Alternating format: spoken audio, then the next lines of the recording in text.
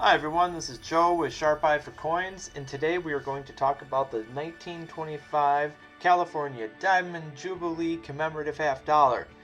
So, California officially became a member of the Union on September 9th of 1850, and after that date was celebrated as Admission Day, a legal state holiday. Now, it was in 1923 when Lawrence Walsh, the assistant general manager of PG&E, shared an idea with just the right people about holding a Diamond Jubilee or anniversary celebration. And after a couple of planning lunches, they sought the support of the native sons and the native daughters of the Golden West and received a warm response to that idea. And a push from the prominent members of the community as well as delegates of the Sacramento chapter of the Native Sons and Native Daughters made San Francisco the decided location for the celebration. Mayor and future Governor of California James Rolfe appointed a citizens committee to help organize the event, led by Supervisor and future 31st Mayor Angelo Rossi.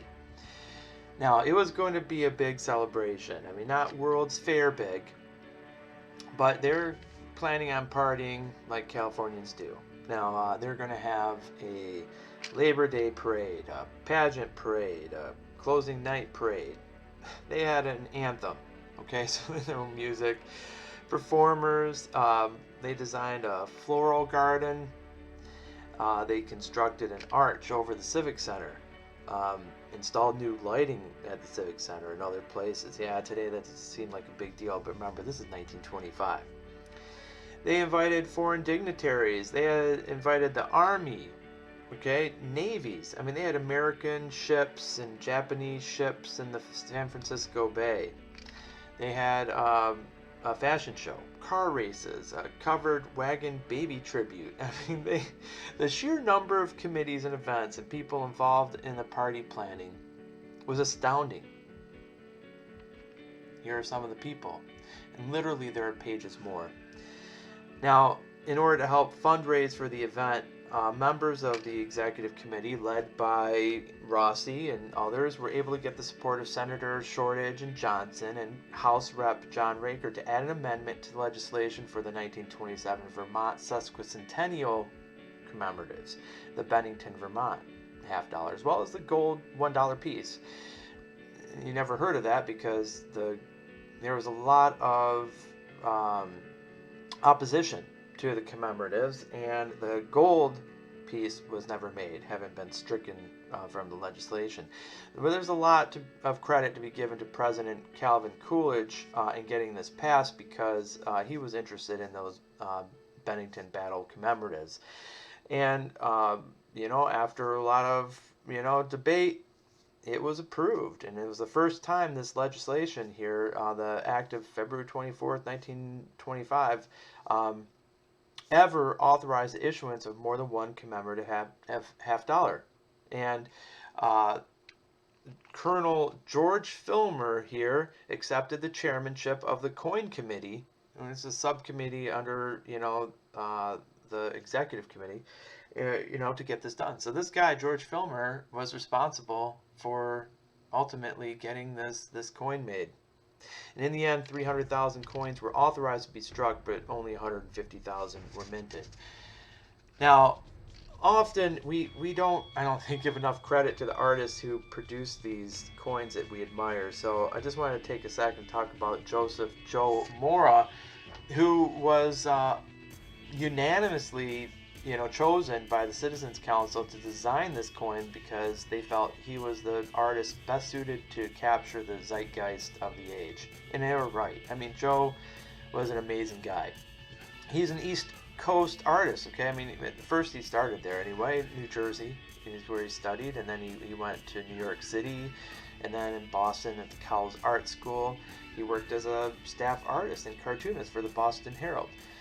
But when he was 18, he went out west, and he spent 4 years traveling through the American Southwest, Texas, and Mexico, sketching and writing. And I think there, is where he fell in love with the West. He didn't have an easy time. He wasn't a rich guy. He had to, 'you know, work on ranches to earn money between his excursions. But he fell in love with it. In 1903, he lived with his folks in San Jose for a year before he went back to Arizona, New Mexico in 1904. What did he do there but lived with the Hopi and the Navajo tribes? He learned their languages, and he documented their ceremonies. Pretty amazing stuff. And during his Western travels, he also created a series of maps and spoofs of national parks, and they made it their way into posters. Now, I mean, yeah, in the 30s they sold for 25 cents each, but now these are highly collectible, and they fetch thousands of dollars at auction. Ultimately, Joe settled in Carmel, California in 1920 with his wife and became well known as a photographer, a painter, sculptor, and book illustrator. And that's where he completed his most famous work, the Father Sarah sculptures, now at the San Carlos Mission. Lived a great life. He deserves to be remembered for more than just this coin. But now let's talk about this souvenir commemorative coin. Firstly, let's talk about the reverse. And you can see that it was relatively easy, I think, for Mora to capture the spirit of California, where the emblem from the state flag is almost represented here entirely on the reverse. Now let's take a quick look at a raw example of this coin. Okay. Right, here we go. Now this is the obverse, but let's go back to the reverse. And at the north end, you see the motto, E Pluribus Unum. Here's a good example of the walking grizzly bear, who this sculpture, I think, is one of my favorite bears on a coin. You can see her skin folds around the neck, incredible detail of the musculature of the bear. I love it. And then down towards the south is the United States of America, $50, and the mint mark. And let's flip it over to the obverse, which you have a 49er kneeling and panning for gold under the word liberty. In God we trust there. And toward the south is California's Diamond Jubilee and the date.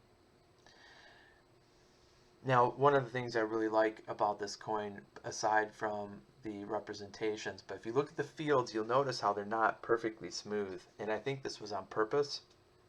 The dies were not overly smoothed out or polished. And that gives a textured look to it, which I think was Mora's subliminal idea to express ruggedness, which is, primary feature of the 1840s, 1850s California settlers. Beautiful coin. And so the dies were made in Philly, minted in San Francisco. There was only one known not to have the S mint mark, and that was given to the mint's chief engraver. And the initial die was used to mint these coins, produced arguably somewhere between 75 and 100 strikes, and were given to various VIPs.